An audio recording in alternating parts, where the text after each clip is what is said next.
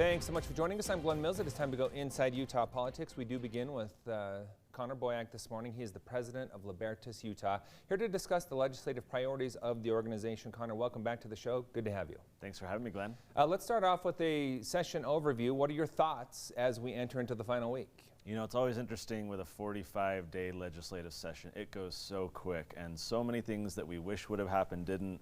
So many things we wish wouldn't have happened have happened. And so it's always kind of a mixed bag. We're feeling pretty optimistic about a lot of stuff, but a lot of stuff remains to be done. And so as an organization ourselves at Libertas, a lot of our work is done actually in the off season. So we're going to get through the session, see where the chips fell, and then regroup and work over the summer to move a lot of stuff forward next year as well. So basically just like any other session then is what you're saying? Basically, yeah. There's some good and some bad. Yeah, okay, let's get into the Psychotherapy for Mental Health bill. Very interesting. Start off by why your organization supports this bill. So the public may recall that we were the group behind the Medical Cannabis Initiative Prop 2 and some of the later amendments and reforms that have been done. That took us 4 or 5 years to work on. And what we've identified, having come out of that issue, is that there's still a lot of needs with this area where there are some drugs that are prohibited by the government but can actually help a lot of people. That's the case with things like psilocybin, or what are commonly referred to as magic mushrooms, which actually have transformative potential for people with anxiety and depression. There's some amazing studies being done at Johns Hopkins and elsewhere showing huge promise and benefit for people who have never really seen success with traditional pharmaceuticals. People are using these therapies and finding relief, finding even curative opportunities where they're getting over these issues. It's amazing. And so what this bill is doing is setting up a task force to say, we ought to look into this and see if we can put this on a similar pathway as medical cannabis, where we can regulate it, we can legalize it, and make sure that the people who need access can legally get it. So at what, talk timeline for us, at what point may potentially someone be able to use this treatment legally in the state of Utah? I mean, our hope would be a year from now, the legislature would be reviewing what this task force looked into. It's going to have various experts and all of their recommendations. So hopefully in next session, we can have a bill that says, all right, let's take those recommendations and let's figure out a pathway to pass a law that, like cannabis, allows for people to use some of these psychedelics appropriately, make sure everyone's cautious and safe, but still provide an opportunity. So our hope would be next year that we could start to open that conversation and actually change the law to make sure that people can start using this stuff. They're using it already, they're just doing it underground, you know, outside the color of law with a lot of risks. And so we want to pull that above board, make sure that people are safe and legal in being able to do what a lot of them are really already doing in this self-medication type of landscape. One of the things about the medical marijuana law that passed here in the state of Utah was the focus on what's going on in Utah, a conservative Republican state backing issues like this. And once again, we're seeing very conservative Republicans sponsoring this bill and moving it forward. Why is that? I think it stems from a limited government approach. Let's get the government out of way of people's ability for human flourishing and happiness. Government exists to secure our rights, and people have the right to use medications that can help them, that are natural and grow in the ground. And so I think that's why you see a lot of conservatives who are open to this idea of like, okay, let's not maybe legalize everything, but let's make sure that people can use things that they need to and that would actually benefit them. Who is the government to stand in the way between someone and, you know, something that can help them profoundly? That's the case with this bill, and Representative Brammer, I think in particular, who's sponsoring this task force. But even beyond that, Connor, in the state of Utah, there's been a lot of hesitancy for things like medical marijuana and magic mushrooms. Why are we starting to see that evolve?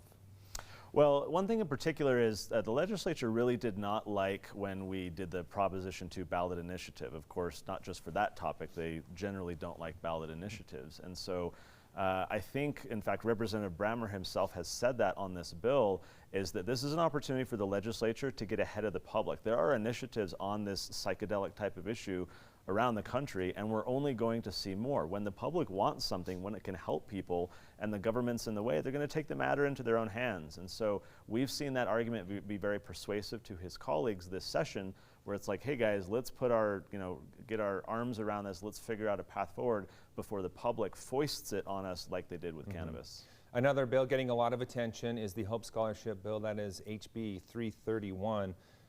Both sides really coming out strong on this one. Talk about why you support it.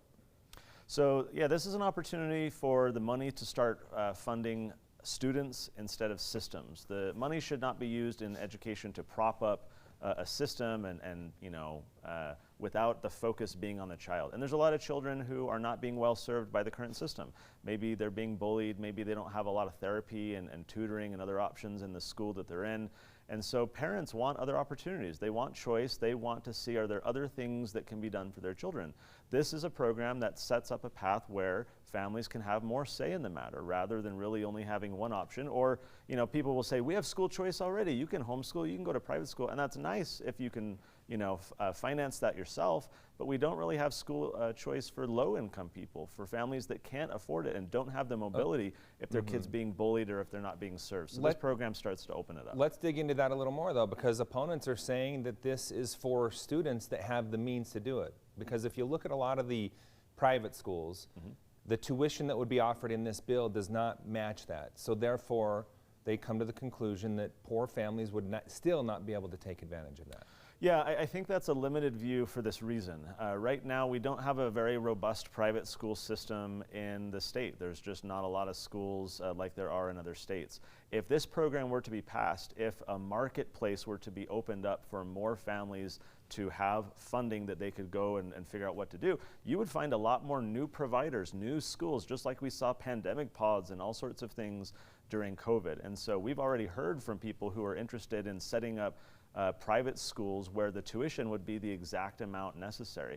But a critical thing that's often being overlooked with this program is it's not just private school. You can use this for homeschool. You can get a private tutor for your own kids. It doesn't just have to be private school. The point is more options for more families, not just private school, not just public school. Let's support the families with what their children and their particular needs are. That's what the government and taxpayers should be doing, and not just propping up a kind of monopolistic system that's a top-down fashion. We need more options, more diversity. There's a lot of concern, though, about what impact this could have on the public school system.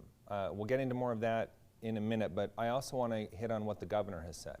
He has said, last time he talked about this, that he would veto this bill. He could potentially get there, he says, but not now. He says the focus should be more on doing things like raising teacher salary. I respect the governor. We agree on a lot of issues, but we don't on this one. A lot of people pointed to the fact that he's received funding from the teachers union. He said on the campaign trail that he doesn't like these types of programs. Our hope is that with more education and more time that we can work on him and have him support a program like this, or that the legislature would be willing to do a veto override if it came to that. This is something that a lot of families are struggling with. We saw during COVID how problematic education was for so many people, and we think choice and options is always a good thing, and so we hope that the governor will get there too. Okay, we have about a minute left. I want to hit on one other bill real quick. Property tax deferral for seniors. Again, your organization supporting this bill. Why? So there's a lot of folks right now who maybe are on a fixed income. They're elderly, they're in a home that has exploded in appreciated value across our economy. They're paying a lot more property taxes than they could budget. Maybe they're just on Social Security and that's it. This is a bill that says, all right, if you can't afford your property taxes, what you can do is defer them. And so maybe after you pass away and your children sell off your home, or if you sell your home, then at the point of sale, the remaining taxes would be paid. But it allows elderly people who are on a fixed or low income to stay in their home and not be punished through all these rising property tax amounts and rising property values. They should be able to stay in the home that they've paid off, that they've lived there a long time. Taxes should be able to be paid later, and this bill sets up a process that allows those people to be able to do that. And what's the status of that bill right now, and how is it looking? It's getting a lot of support in the legislature. We expect in the final week that this will fully pass. A lot of people recognize that this is a problem that needs to be solved. It's not a lot of people that fall into this category, but the people who do really could use the help. And so it's getting a lot of support, and we expect it'll fully pass. All right, Connor Boyack with Libertas Utah. We appreciate your perspective as we head into the final week. Thanks so much for being here with us this morning.